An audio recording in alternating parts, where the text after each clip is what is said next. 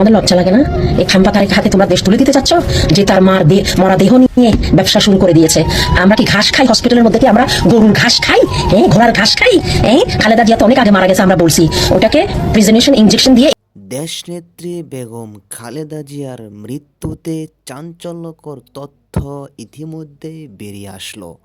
অনেকেই মন্তব্য করতেছে বেগম খালেদা জিয়া নাকি ২৮শে নভেম্বর মারা গিয়েছেন। তাহলে এতদিন এই বিষয়টি গোপন করা হয়েছিল কেন? এই বিষয়ে আসলে অবশেষে হাসপাতালের ডাক্তার মুখ খুললেন। তিনি লাইভে এসে যা তথ্য দিলেন, যা শুনে রীতিমতো চমকে গিয়েছে সকলে।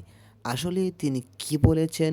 মুহূর্তের একটি লাইভে চাঞ্চল্যকর তথ্য দিয়েছেন সেই নার্স।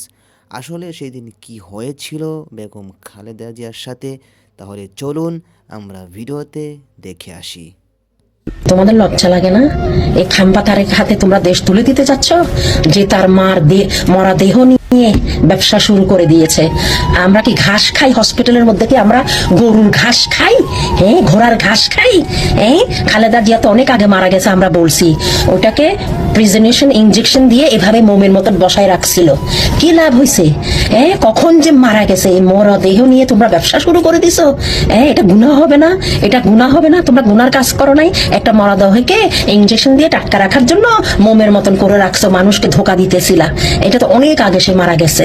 এখন তো ইনজেকশন বাইরেছে, এখন তো মাটির ভিতরেও দিতে হয় না। এখানে যাদের পয়সা আছে ওরা ডুমের ভিতরে রেখে ইনজেকশন দিয়ে একদম জিন্দা লাশ মনে করবে কি সে শুয়ে আছে, পোকাও ধরবে না, পচবে না, বাস্ট হবে না। কিন্তু এখন ওরা কি করছে? খালেদা জিয়ার মৃত্যুটা ওরা বাস করতে হয়েছে, কারণ এটা আর কতদিন এভাবে ওপেনলি ইনজেকশন দিয়ে রাখা হবে? এটা বাস্ট হয়ে আতরি বুতরি ছড়িয়ে পড়তো।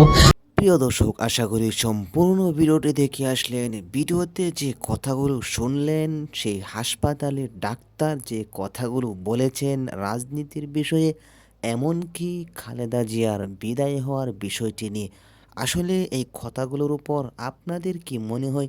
অবশ্যই আপনাদের মূল্যবান মতামতগুলো কমেন্টে জানিয়ে দেবেন। এমনকি এই ভিডিওটি শেয়ার করে সকলকে দেখার সুযোগ করে দেবেন।